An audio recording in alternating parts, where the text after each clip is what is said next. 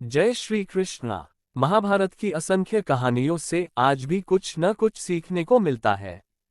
जैसे महाभारत के युद्ध में रणभूमि पर कुछ ऐसे योद्धा भी थे जो बहुत ही बलशाली थे, लेकिन उन्होंने शस्त्र नहीं उठाए। श्री कृष्ण के अलावा हनुमान जी का नाम भी कुरुक्षेत्र की रणभूमि पर मौजूद उन बलशाली योद्धाओं में शामिल किया जाता है जो अगर रणभूमि पर शस्त्र उठा लेते तो एक साथ अनगिनत योद्धाओं को मार देते, लेकिन फिर भी उन्होंने युद्ध नीतियों पर चलते हुए अपनी शक्तियों का प्रदर्शन नहीं किया। हनुमान जी से यह सीखा जा सकता है कि बलशाली होकर भी कैसे विनम्र और अनुशासन में रहा जा सकता है। हनुमान जी से महाभारत की एक कहानी भी जुड़ी है। इस कहानी के अनुसार कुरुक्षेत्र की रणभूमि पर एक ऐसा समय भी आया था जब हनुमान जी को इतना गुस्सा आ गया था कि वे कर्ण को मारने के लिए उसकी तरफ दौड़ पड़े थे। आइए जानते हैं महाभारत की वो कहानी। महाभारत की कहानी के अनुसार कुरुक्षेत्र के युद्ध में श्री कृष्ण अर्जुन के सारथी बने थे। वहीं हनुमान जी अर्जुन के रथ पर लगे झंडे पर अपने सूक्ष्म रूप में विराजमान थे। हमेशा अपने आराध्य और परम मित्र राम जी के साथ रहने वाले हनुमान जी द्वापर युग में भी श्री राम के अवतार श्री कृष्ण के साथ थे। हनुमान जी रथ पर लगी पताका के ऊपर बैठकर पूरे युद्ध को देख रहे थे। महाभारत का युद्ध अपने निर्णायक मोड़ की तरफ बढ़ रहा था। कुरुक्षेत्र की रणभूमि पर कई योद्धा वीरगति को प्राप्त हो चुके थे। कर्ण को अर्जुन की तरह ही एक महान योद्धा माना जाता था। दोनों ही अपने शक्तिशाली अस्त्रों के साथ एक दूसरे पर वार कर रहे थे। अर्जुन के धनुष के पास गांडीव था तो कर्ण के पास विजय नाम का धनुष था। कर्ण और अर्जुन दोनों भाई थे, दोनों की मां एक ही थी, लेकिन फिर भी दोनों अलग अलग पक्षों से लड़ रहे थे।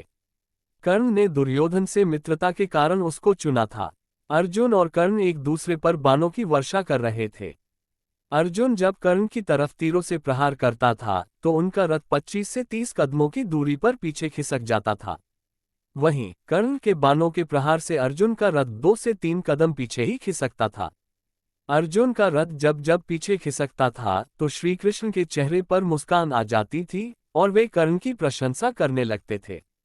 ये देखकर अर्जुन से रहा नहीं गया और उसने कर्ण की प्रशंसा करने का कारण पूछा।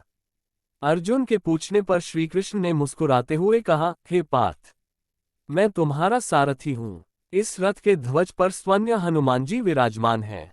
पहियों पर शेषनाग यानी हमारे बड़े भाई बलराम जी हैं।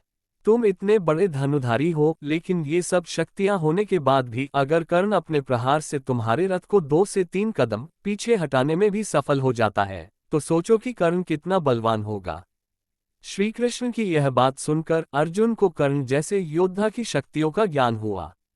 कर्ण बहुत शक्तिशाली थे, लेकिन युद्ध नीतियों को तोड़ने का उन्हें अधिकार नहीं था। कर्ण ने जब देखा कि अर्जुन पर लगातार प्रहार करके भी वे अर्जुन का कुछ नहीं बिगाड़ पा रहे हैं तो उन्होंने गुस्से में कई तीर एक साथ चलाने शुरू कर दिए। तीरों की संख्या इतनी ज्यादा थी कि इनमें से कुछ तीर श्रीकृष्ण को लगने लगे। कर्ण का एक तीर जैसे ही श्रीकृष्ण की छाती पर जाकर उनके सुरक्षा कवच से टकराया तो ये देखकर हनुमान जी को गुस्सा आ गया।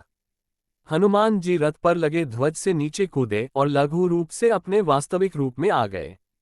हनुमान जी को क्रोध में देखकर कर्ण ने धनुष को रथ पर रखा और क्षमा याचना करते हुए हाथ जोड़ लिए।